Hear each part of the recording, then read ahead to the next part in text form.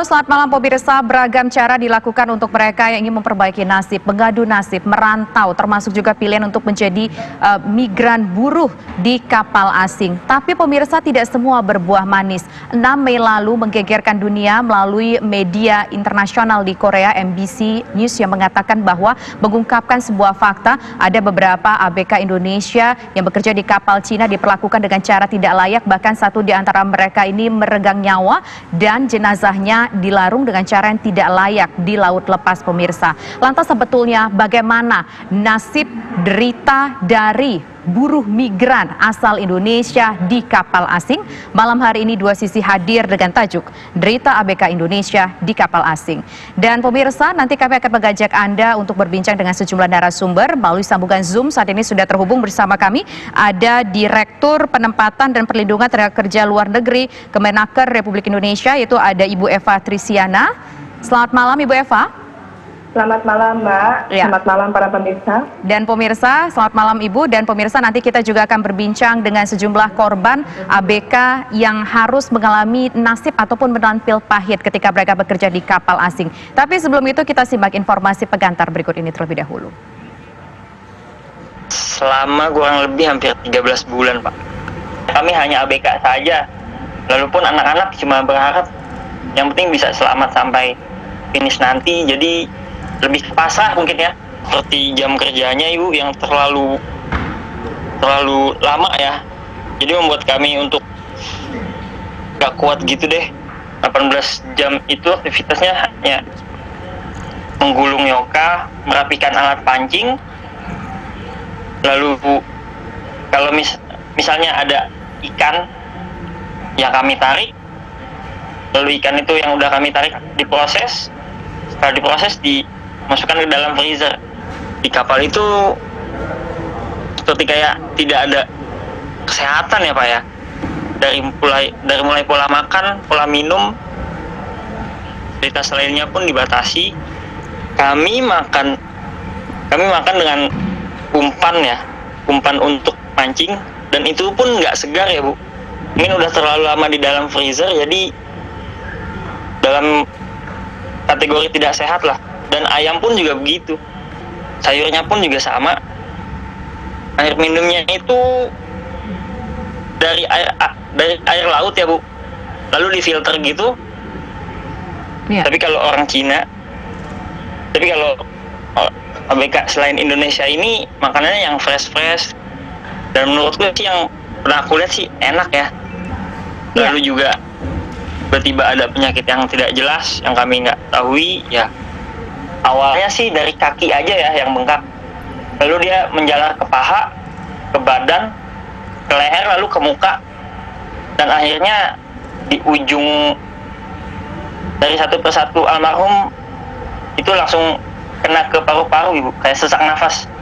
Untuk dari almarhum Sepri ya, sekitar jam 3 atau jam 2 subuh itu, ya itu udah mulai sesak ya, nafasnya kayaknya sempit gitu. Mungkin dalam 1 menit itu bisa berapa kali ya, dalam 1 detik itu bisa berapa kali. Lalu dia sempat ngomong, "Bang, gimana, kapalnya mau nyadar apa enggak?" Lalu aku sampaikan waktu itu ke mandor kami. Lalu kata mandor kami, ya nunggu laporan dari perusahaan Cina. Dan jam 5 pun almarhum masih ngomong lagi Pak, masih ngomong udah nggak kuat katanya. Lalu jam 7 beliau almarhum pergi ke toilet untuk buang air, dan setelah keluar dari buang air itu langsung menghembuskan nafas terakhir Pak. Ya pemirsa, tergambar jelas bagaimana derita ataupun potret derita yang dirasakan ABK kapal di kapal. Tepatnya kalau ini kita mendengarkan keterangan dari salah satu ABK di kapal Longsing 629, di mana satu diantaranya atas nama Sepri ini meregang nyawa karena tidak mendapatkan pelayanan kesehatan yang layak di sana. Kita dengar pemirsa, makanan tidak layak, minuman juga tidak layak. Ketika mau mendapatkan perawatan kesehatan pun juga tampaknya belum ada kepastian pemirsa. Nah, saya ingin ke Ibu Eva Trisiana. Ibu Eva, kalau kita melihat kasus ini, seperti apa Ibu kita melihat derita mereka? Seperti apa sebetulnya jaminan untuk tenaga kerja asal Indonesia di kapal asing, Bu? Baik, terima kasih Mbak. mungkin saya harus mulai dulu dengan aturan baru ya. Jadi semenjak 2017 kita tahu sudah dikeluarkan regulasi terkait Undang-Undang Perlindungan Pekerja Migran Indonesia. Ini sudah jelas bahwa perlindungan untuk semua pekerja migran Indonesia itu dilakukan secara komprehensif dalam arti baik itu sebelum, kemudian selama maupun sesudah mereka bekerja.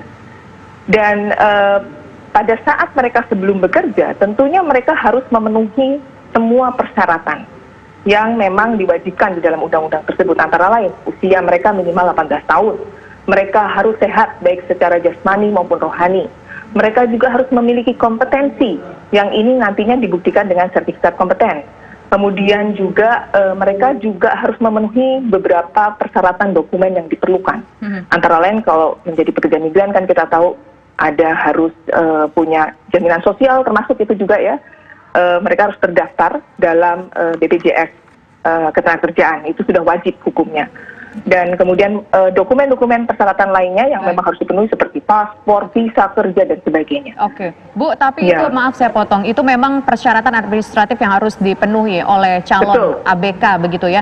Tapi untuk pengawasan mereka sendiri ketika mereka sudah keluar Indonesia, ketika mereka sudah kerja di kapal asing, perlakuan apa yang mereka dapatkan, bahkan upah mereka pun juga nggak layak, makanan mereka seperti itu. Kita ada pemantauan nggak sih? Kita punya mekanisme untuk memantau nasib mereka seperti apa nggak sih, Bu, di kapal itu, Bu? Ya, memang kalau kondisi mereka atau lokasi mereka sudah di perairan lepas, ini kan dalam ILO sendiri sebetulnya sedang digodok dalam arti disepakati. Pengawasan itu nantinya akan berbentuk semacam post control, post state control begitu. Jadi itu nanti yang yang mengawasi adalah negara-negara anggota ILO yang sudah meratifikasi konvensi tentunya, yang mana nantinya setiap ada permasalahan atau dicurigai kapal tersebut misalkan ada hal-hal yang melanggar akan ditindak. Tetapi pada kondisi saat ini sebetulnya, manakala mereka bekerja secara legal, pengawasan itu dilakukan juga di negara-negara yang terdekat. Jadi maksudnya begini, kalau ada masalah, ya itu pastinya akan dilaporkan ke negara yang terdekat, pelabuhan terdekat daripada kapal tersebut. Nah, cara melaporkannya gimana, Bu? Karena kan katanya mereka ini sendiri, saya dapat informasi sebelumnya saya berbincang dengan salah satu ABK juga menyebutkan bahwa ternyata ada beberapa di antara mereka yang kerja di kapal itu paspornya ditahan. Kemudian surat kontrak kerja sama mereka itu tidak dalam bahasa Indonesia. Tidak semua mereka bisa berbahasa Cina ataupun bisa berbahasa Inggris. Ini bagaimana, Bu, pengawasan mereka sendiri supaya mereka kerja hidupnya terjamin ketika di kapal, Bu? Nah, itu dia. Makanya kalau mereka berangkatnya sebetulnya secara resmi, ini kan dari awal kita sudah kontrol, Mbak. Dari awal kita pastikan bahwa yang mempekerjakan itu sudah memenuhi persyaratan juga. Jadi untuk pengawasannya pun akan lebih mudah. Masalahnya, fakta menunjukkan bahwa banyak pekerja migran kita, terutama di kapal-kapal perikanan, itu yang berangkat tidak secara mandiri. Jadi mereka tidak melalui perusahaan penempatan, yang mana perusahaan penempatan itu juga harus yang resmi. Bu, yang berangkat di kapal Longsing 629 ini bahkan Sepri dan juga teman-temannya, apakah mereka berangkat ke sana melalui cara resmi menurut Kementerian Kerjaan atau bagaimana, Bu? Jadi begini, kalau saya boleh cerita, kemarin itu kita mengindikasi ada 4 perusahaan ya. Dari para ABK kita itu ada 4 perusahaan ya. Saya tidak perlu sebutkan namanya satu persatu. Dari keempat ini yang izinnya, karena faktanya di Indonesia untuk izin penempatan bagi perusahaan di penempatan untuk PNI kita di awak kapal perikanan itu Kemnaker mengeluarkan, kemudian juga dari perhubungan mengeluarkan, dan yang konyolnya ini dari ada juga yang tidak punya izin. Kalau Hubla itu izinnya SYUPAK ya. Jadi surat izin untuk perekrutan dan penempatan awak kapal. Sementara kalau Kemnaker kita punya namanya SIP 3MI, surat izin perusahaan penempatan pekerja migran Indonesia. Nah, ada yang tidak punya antara SYUPAK dan SIP 3MI ini mereka tidak memiliki izinnya. Mereka hanya punya izin dagang. Ya ini yang susah. Tapi kalau mereka nggak punya itu, kenapa masih bisa kirim-kirim tenaga kerja ya Bu ya, keluar Bu, buruh migran Bu? Ya karena itu tadi secara ilegal Mbak. Mereka punya counterpart di sana, mereka bisa menempatkan. Ya itu, makanya itu Berarti dari kita nggak awal punya penegakan hukum yang tegas dan punya. keras di sini Bu? Punya. Kalau itu memang terindikasi sudah ada, makanya ini Bareskrim kan turun tangan juga dalam hal ini. Jadi kalau P3 ini kami sudah lakukan langsung, kami menelusuri ya ke perusahaan, katakan perusahaan A, karena izinnya di kami. Dan setelah kami telusuri, memang di situ mereka berangkat secara mandiri. Semula memang mereka mendaftar ke perusahaan itu, tapi pada perjalanannya akhirnya mereka memutuskan untuk keluar, mereka berangkat secara mandiri. Tapi Dan Bu, dari yang mereka tahu, ini kan kita katakan ada 4 anak buah kapal, 1 meregang nyawa. Mereka tahu, mereka tanda tangan. Kita kan taunya orang awam ketika kita ada tanda tangan berkas, mungkin katakanlah di atas materai, hitam di atas putih, kita berpikir itu sudah legal, sudah resmi. Tapi kan kalau itu kan hanya diketahui oleh orang yang mungkin mendapatkan informasi itu. Bagaimana misalnya mereka yang dari kampung halamannya, katakanlah dari daerah yang agak terisolir, bekerja di sana, bagaimana cara mereka tahu ini mereka diberangkatkan oleh perusahaan ataupun agen ilegal atau mungkin legal? Tapi nanti dijawab ya Bu ya, usai jeda berikut. Kami kembali sesaat lagi.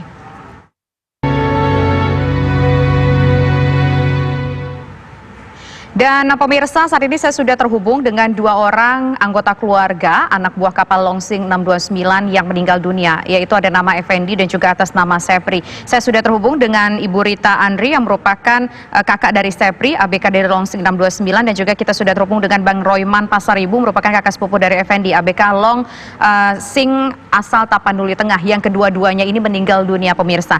Nah, saya ingin pertama ke Ibu Rita. Ibu Rita, pertama kali mengetahui bahwa saudara Anda meninggal dunia, apakah dari media massa atau ditelepon langsung oleh pihak agen?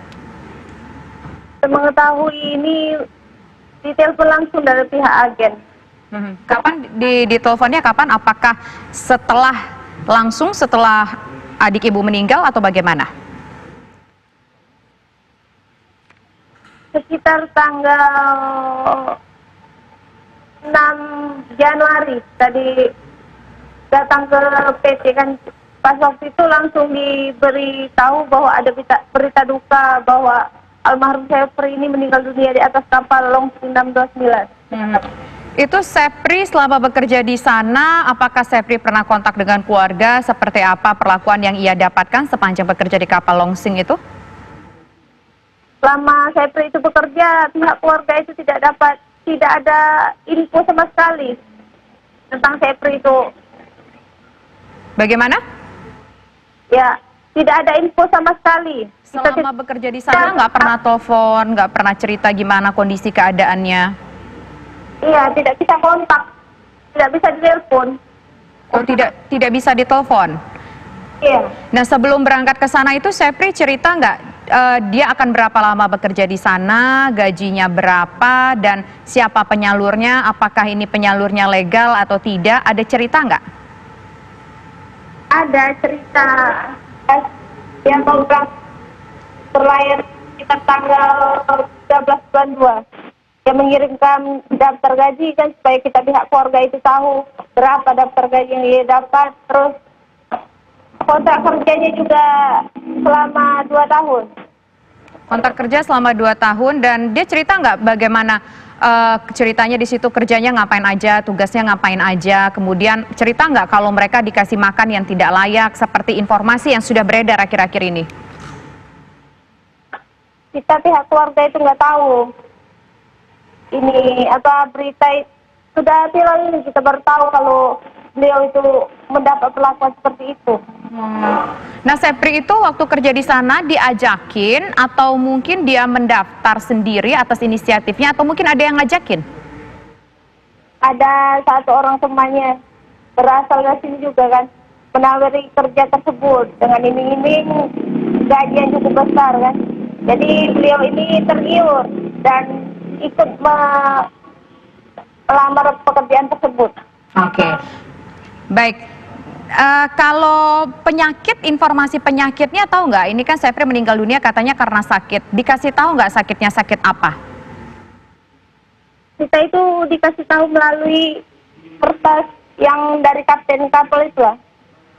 Kalau Dikasih prioritasnya- isinya kertasnya tulisannya bahasa apa? Apakah bahasa Cina atau mungkin bahasa Inggris atau ada tulisan bahasa Indonesianya? Isinya apa? bahasa Cina itu. Isinya tahu nggak isinya apa? Ya, menerangkan bahwa beliau itu sakit, sudah diobati dari pihak kapal, kan diberi infus. Itu yang menyerahkan surat itu ke keluarga siapa? Apakah penyalurnya atau dikirim bagaimana? Kita dapat surat itu melalui pihak PT, penyalurnya. Oh, pihak PT mendatangi langsung pihak keluarga.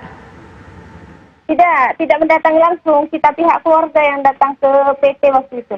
Oh, pihak keluarga datang ke PT waktu itu kapan? Setelah ditelepon bahwa Sepri sudah membuskan nafas terakhir atau ketika sudah lama tidak mendapatkan kabar dari Sepri? Tidak. Kita waktu itu kan ditelepon, disuruh pergi ke sana dengan tujuan, kita pihak keluarga juga tidak tahu dengan tujuan apa kita untuk datang ke sana. Setelah datang ke PT itu, kita baru tahu dengan berita duka tersebut.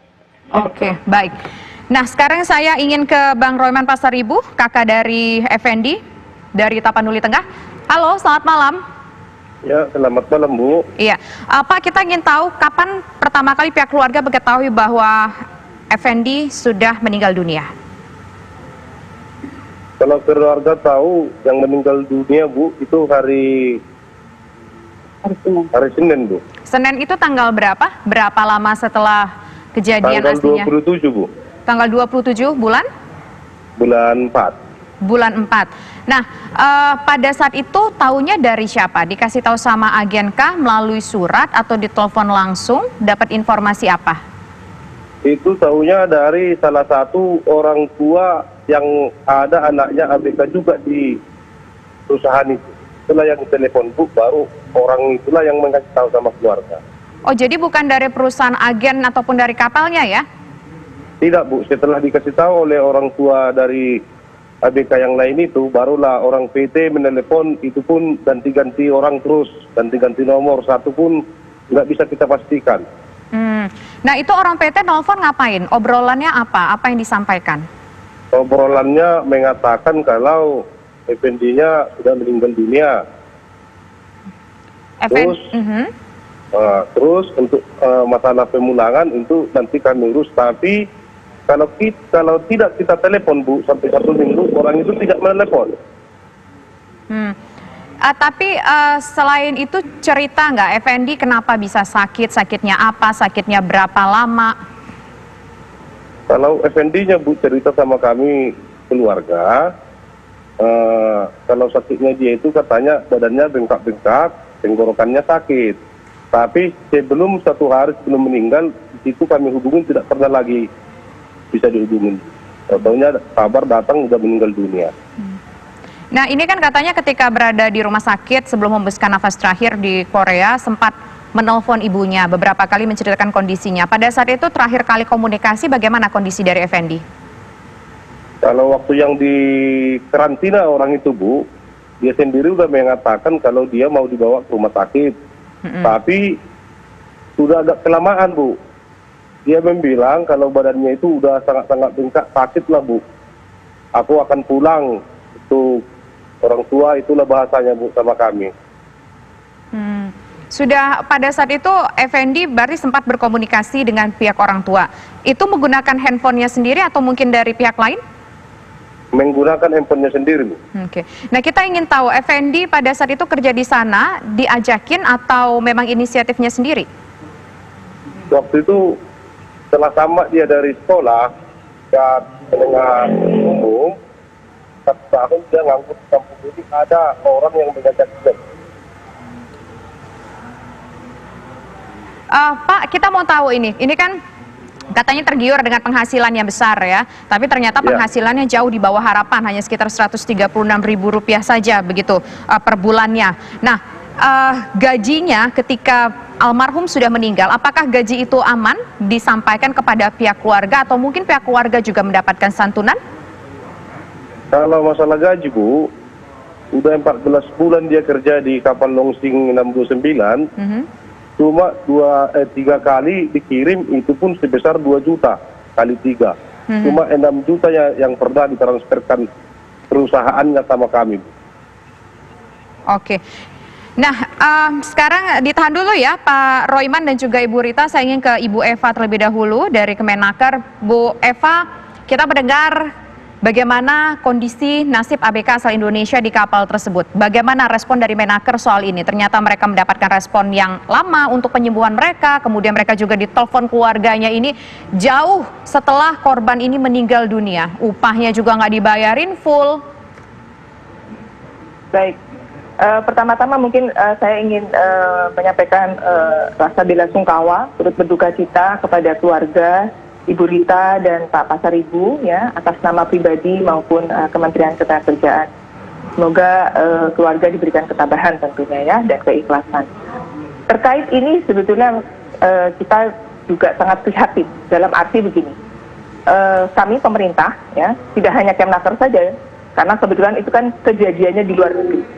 Sehingga kita juga melalui perwakilan kita di Korea seperti itu untuk mengurus tuntas dalam arti mengusut tuntas kasus ini, termasuk juga memastikan bagaimana hak-hak para almarhum untuk dapat diterimakan ke ahli warisnya.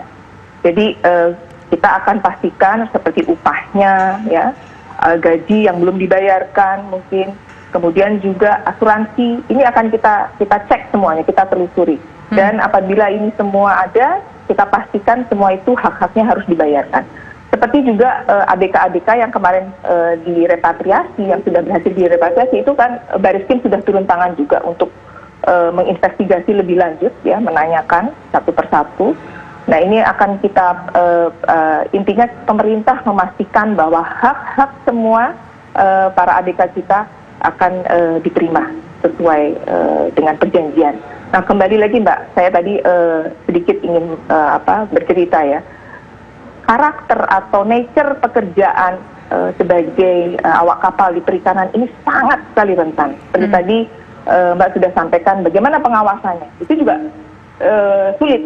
Sama halnya pekerja di sektor perorangan rumah tangga ya, domestik, itu kan juga sulit pengawasannya ya. Seperti PLRT itu juga ini sama juga, perikanan pun bahkan lebih rentan, lebih fragile. Oleh karenanya undang-undang sebetulnya sudah secara jelas dan secara tegas menyatakan bahwa bagi mereka yang akan bekerja ke luar negeri harus memiliki kompetensi dan mereka juga harus mendaftarkan diri kepada Dinas Tenaga Kerja setempat atau kita sudah punya LTSA, lembaga layanan terpadu satu atap. Nah, agar apa? Mereka tercatat. Dan pada saat mereka melakukan perjanjian kerja pun ini disaksikan, disahkan oleh dinas. Sehingga mereka tidak asal tanda tangan, tapi dipastikan bahwa si pekerja, si calon pekerja ini tahu isinya. Baik, tapi gini Bu Eva, permasalahan mereka sudah daftar secara resmi, begitu sudah mendapatkan surat-surat yang komplit, surat-surat yang lengkap, tapi ternyata mereka masih menjadi korban perbudakan di kapal asing. Nanti kita jawab ya Bu Eva ya, usai jeda berikut. Kami kembali sesaat lagi. Ya pemirsa, sebelum berbincang lagi dengan Ibu Eva dan juga dua orang keluarga korban, saya perkenalkan dua orang narasumber saya yang juga kita undang untuk berdiskusi malam hari ini pemirsa, yaitu ada Pak Haryanto Suwarno, merupakan Ketua Umum Serikat Buruh Migran Indonesia. Selamat malam Pak Haryanto. Selamat malam. Kemudian juga di sini ada mantan ABK kapal Hangrong 363, yaitu ada Mas Andrisen Ulupi. Selamat malam Mas Andrisen. Malam. Baik, nanti kita akan berbincang dengan Bapak di sini, tapi kita ke Bu Eva dulu. Bu Eva, tapi kan permasalahannya begini, banyak mereka yang berangkat dengan cara yang dengan cara yang legal, dengan cara yang sudah semestinya, seperti dua orang korban ini, tetapi tidak ada jaminan mereka juga di situ hidupnya bisa aman dalam mencari nafkah, Bu Eva. Kita harus pastikan dulu Mbak, legal seperti apa. Betul melalui agen, tapi agennya ini terdaftar apa tidak, resmi tidak. Karena nyatanya banyak agen-agen yang tidak terdaftar secara resmi. Tadi saya katakan di awal, izin mereka itu tidak melalui Kemenaker maupun melalui Hubla. Tapi izinnya itu adalah hanya izin usaha. Nah, yang memberangkatkan mereka ini terdaftar nggak dari hasil investigasi sementara kita? Ada yang terdaftar, ada yang tidak. Nah, ini lagi ditelusuri. Makanya saya belum berani memberikan statement karena ini dalam proses investigasi oleh Bariskrim. Nanti mungkin Bariskrim yang akan mengumumkan hasilnya ya. Tapi memang pada saat ada dugaan P3MI yang mana izinnya di kami, itu kami langsung lakukan penelusuran karena kami juga punya fungsional pengawas. Jadi kami langsung lakukan penelusuran. Bu Eva, begini Bu Eva, tapi kan begini, calon anak buah kapal terkadang mereka dari daerah tidak tahu mana agen yang resmi, mana agen yang tidak resmi. Bagaimana cara mereka biar tahu ini agen resmi dan tidak akan lepas tanggung jawab nantinya kalau terjadi apa-apa? Makanya di undang-undang sudah jelas, kalau mereka akan bekerja ke luar negeri, mendaftarlah melalui dinas-dinas naker atau layanan terpadu satu atap yang sudah ada di 42 kabupaten kota. Ini maknanya adalah agar kalau mereka ternyata mendapat tawaran yang tidak dari agen yang tidak terdaftar, ini langsung dari petugas kami, pegawai kami kan langsung menginfokan bahwa ini ternyata tidak terdaftar, tidak resmi. Oke, baik.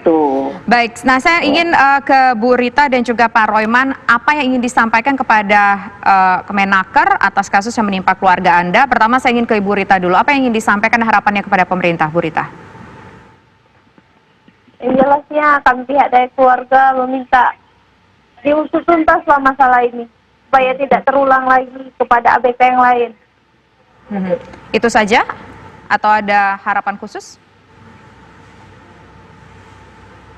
Baik. Kemudian kita ingin ke Pak Royman. Pak Royman, apa harapan pihak keluarga Effendi, almarhum Effendi terhadap pemerintah dalam kasus ini? Ya, terima kasih Bu. Harapan kami dari keluarga almarhum Effendi Pasaribu supaya seluruh masalah yang menimpa ABK Indonesia yang terjadi di kapal asing supaya sangat diperhatikan oleh pemerintah negara Republik Indonesia. Dan kami juga mengucapkan banyak terima kasih kepada pemerintah Indonesia yang telah membantu pemulangan jenazah almarhum anak kami, terutama kepada Ibu Menteri Luar Negeri, Ibu Retno Marsudi yang telah menyampaikan turut berbelasungkawa kepada kami. Dan kami memohon supaya kasus yang menimpa anak kami ini dan teman-temannya semua yang kejadian di kapal launching 629 ini biar diusut secara tuntas. Itu aja Bu, terima kasih. Oke, baik. Terima kasih Pak Royman dan juga Ibu Rita. Kita sekali lagi turut berbelasungkawa atas peristiwa yang menimpa keluarga Anda. Selamat malam. Dan Ibu Eva, itu tadi kita sudah mendengar bersama-sama harapan dari pihak keluarga. Silakan sedikit tanggapan Anda, Ibu Eva. Baik, ini juga harapan kita bersama. Tentunya kejadian tragedi ini tidak akan terulang lagi, insya Allah. Oleh karenanya pemerintah concern, karena kalau kita bicara Undang-Undang 18/2017 itu ada mandat yang mana untuk pengaturan dalam hal penempatan dan pelindungan awak kapal di kapal niaga maupun perikanan itu ada aturan tersendiri, yaitu di dalam peraturan pemerintah. Yang mana rancangan peraturan pemerintah itu sekarang sedang dalam proses untuk kita finalisasi. Nanti di peraturan pemerintah itu akan lebih baik pengaturannya dalam arti dari mulai tata kelola penempatannya, kemudian pelindungannya, pengawasannya, kemudian juga izin lebih ditertibkan lagi. Jadi tidak ada lagi nanti izin-izin kecuali dari satu izin, karena ini juga yang menjadi carut-marut di lapangan. Oke, jadi baik. kita sudah sepakat untuk menyelesaikan RPP tersebut dalam waktu dekat ini. Oke, baik Ibu Eva, ditahan dulu ya. Saya ingin ke Pak Haryanto. Pak Haryanto, apa hasil temuan-temuan Anda ataupun investigasi Anda sebelumnya sampai akhirnya kasus kapal Longsing 629 ini terungkap?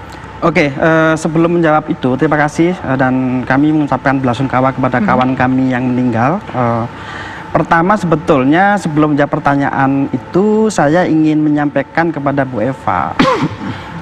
Datanya dari mana Bu Eva tadi mengatakan bahwa banyak ABK kemudian yang dibakar secara ilegal. Kami katakan di sini, mungkin Bu Eva juga bisa mengaca, kita tidak bisa kasus-kasus. Kemudian kita mengaca pada tahun 2013, pemulangan Trinidad itu 200 ABK lebih. Kemudian juga mempunyai perusahaan yang ada di Indonesia, mempunyai agensi yang ada di Taiwan dan China. Kemudian pemulangan tahun 2014, Cape Town itu ada 74 ABK, itu menyangkut perusahaan 9 perusahaan. Tapi agensi-agensi itu punya izin nggak dari ada pemerintah semua, kita? karena investigasi kami adalah ada semua di situ, ya kan. Kemudian kami bicara soal tahun 2016, itu pemulangan juga dari Trinidad, itu juga ada izinnya. Bahkan itu ada PT Lakemba yang saat ini diduga terlibat pada penempatan pada kasus yang saat ini sedang dikerjakan. Kemudian tahun 2019 ini semuanya ada datanya. Artinya Di sini adalah persoalannya bukan soal kemudian legal ilegal, ini persoalan tata kelola yang karut-marut ketika kawan-kawan mau diberangkatkan di Indonesia, diberangkatkan ke luar negeri. Oke, baik. Ini poinnya kita tangkap, bukan soal ilegal atau tidak ilegal, tapi karut-marut pengelolaan di Indonesia. Bu Eva, tanggapan Anda? Baik, kalau saya boleh klarifikasi kembali Pak. Selain ilegal yang tadi saya sampaikan, nyatanya ada juga Pak yang ilegal. Tetapi ada juga yang berangkat lebih banyak secara mandiri. Ini Pak, yang mandiri ini, yang susah untuk kita deteksi. Karena pada saat mereka berangkat secara mandiri, mereka banyak yang tidak melaporkan. Baik pada saat mereka berangkat maupun pada saat mereka sampai di negara penempatan tempat mereka akan bekerja. Ini yang menjadi masalah, sehingga kami sulit untuk melakukan pendataan dan melakukan monitor pada saat mereka tidak ada menemui masalah. Okay. Dan terkait agen-agen penempatan tadi, memang nyatanya tadi kayaknya saya sudah sampaikan juga, makanya dengan adanya RTP ini carut-marut di lapangan insya Allah akan tersolusikan karena izin hanya satu pintu, tidak lagi ada banyak pintu. Karena realisasinya gimana Bu untuk RTP ini akan seperti apa? Singkat saja dulu Bu. Nanti disepakati bahwa memang karena ini terkait dengan penempatan ketenagakerjaan, maka izin ya harus dikeluarkan oleh Menteri Ketenagakerjaan yang membidangi tentang ketenagakerjaan. Oke, nanti kita lanjutkan kembali perbincangan kita. Kita juga ingin mendengar bagaimana pengalaman dari Mas Andrison yang pada saat itu juga menjadi korban perbudakan di kapal asing. Tapi nanti pemirsa, usaha jeda berikut kami kembali. Kita akan mencoba menggali bagaimana kehidupan dan derita yang dirasakan oleh Mas Andrison Ulipi, ABK kapal Hangrong 363. Mas Andrison, kita boleh tahu apakah perlakuan diskriminatif juga diterima Mas di sana bersama teman-teman asal Indonesia? Iya Mbak, sering Mbak. Misalnya apa? Boleh contohnya? Kayak kekerasan fisik ada Mbak. Kekerasan fisik? Iya. Nah Mas Anderson di sana makan dikasih seperti apa makanannya? Sama nggak dengan ABK yang lain? Kalau makanannya sih Mbak, kayak makanan binatang Mbak. Gimana maksudnya? Cuma dikasih bawang bombay doang Mbak. Nasi sama bawang bombay? Iya. Airnya juga air sulingan Mbak. Setiap hari? Tiap hari itu Mbak. Nah kalau misal ABK itu kan ABK-nya itu kan ada beberapa dari beberapa negara. Apakah semua dapat makanan kayak gitu atau cuma yang dari Indonesia aja? Yang dapat kayak itu orang Indonesia, Filipina, sama Myanmar doang Mbak. Nah itu waktu itu kapal tujuannya kemana? Kapal asal dari negara mana? Kapal asal Cina, terus tujuannya ke Arab Saudi Mbak. Itu Lautan kapal Arab. apa? Kapal ikan atau kapal apa? Kapal cumi Mbak. Oh kapal cumi. Nah upahnya berapa waktu itu Mas Anderson? Upahnya $300. $300. Duitnya dipegang nggak? Dibayar penuh nggak? Sama sekali nggak ada Mbak. Sampai sekarang kerja nggak ada duitnya? Iya Mbak. Berapa lama Mas kerja di sana? 5 bulan Mbak. Kontrak selama? 2 tahun. Kontrak 2 tahun, 5 bulan kerja nggak dapat apa-apa? Iya Mbak. Oke, nah pada saat itu akhirnya Mas bisa lolos dari kapal ini seperti apa ceritanya? Nah, itu Mbak, salah seorang dari kami udah kontak sama SBMI Mbak. Terus kami udah kompak, kami pengen pulang. Pada saat itu gimana cara menyelamatkannya? Apakah ada pihak pada saat kapal bersandar di... Iya Mbak, pada saat kapal masuk di Oman kan ngantarin ada orang cilaka juga, kecelakaan kerja. Terus kami kontak Mbak. Oh, di situ baru berhasil diselamatkan. Iya, berapa orang waktu itu teman-temannya? Kalau dari kapal saya sih yang pulang 3 orang. Yang pulang 3 orang. Kita boleh tahu nggak sebenarnya dari beberapa anak buah kapal itu apakah ada perlakuan berbeda antara ABK Cina dengan ABK asal Indonesia dengan ABK katakan tadi ada dari Thailand, Myanmar dan juga dari Filipina. Ada perbedaan perlakuan nggak? Mungkin antara Thailand dengan Indonesia perlakuannya beda? Iya Mbak. Misalnya bedanya di mana? Perlakuannya dari saat kerjanya Mbak. Kalau orang Indonesia itu kayak dibuat kayak tank gitu Mbak. Di bagian depan Mbak. Di bagian depan. Gajinya iya, gimana? Sama? Kalau gajinya untuk orang Indonesia $300 aja. Kalau untuk Filipina sama Myanmar 350 Mbak. Jadi beban kerja untuk ABK asal Indonesia lebih berat dan gaji lebih rendah. Pada saat itu Mas berangkat dari sana melalui agen? Iya Mbak. Resmi? Kalau resminya atau enggaknya itu nggak tahu Mbak. Tapi ada tanda tangan berkas, dokumen gitu ke agen? Kalau tanda tangan ada Mbak. Oke, baik. Nah, kita ingin ke Ibu Eva. Bu Eva ini tadi juga cerita dari Mas Andrison yang ternyata perlakuannya tidak adil antara ABK 1 dengan ABK lainnya. Kemudian juga gajinya 5 bulan nggak dibayar, Bu. Halo, Bu Eva? Halo, Bu Eva. Halo, Bu Eva. Halo. Ya, tampaknya ada gangguan komunikasi dengan... Halo, Bu Eva, masih bisa mendengar saya? Halo. Nah, saya ingin ke Pak Haryanto. Sebetulnya apa sih yang membuat tenaga kerja kita itu tampaknya kurang dihargai untuk buruh migran di kapal begitu? Ya, itu memang terjadi sejak dulu ya. Tadi Andrison juga sudah menggambarkan tuh fakta di lapangan. Hal ini analisis kami dari investigasi adalah memang itu bermuara ketika sudah masih ada di Indonesia. Jadi teman-teman itu terjebak oleh yang namanya perjanjian, bahkan ada perjanjian kerja laut ditambahkan dengan surat pernyataan. Misalkan begini, ada surat pernyataan yang mengatakan bahwa ketika tidak finish kontrak, satu, jaminan tidak akan keluar, yang kedua adalah kemudian akan menuntut keluarga itu. Itu yang menjadi beban moral kawan-kawan ketika sudah di kapal, akhirnya mau nggak mau mereka harus menuruti apa kata kapten. Kita dapat artinya ada tekanan begitu ya untuk ABK sendiri. Nah, saya ingin ke Bu Eva. Bu Eva, gajinya ABK ini tidak dibayar selama 5 bulan. Kemudian juga ada tekanan-tekanan kepada ABK dari katakan penyalur atau agen.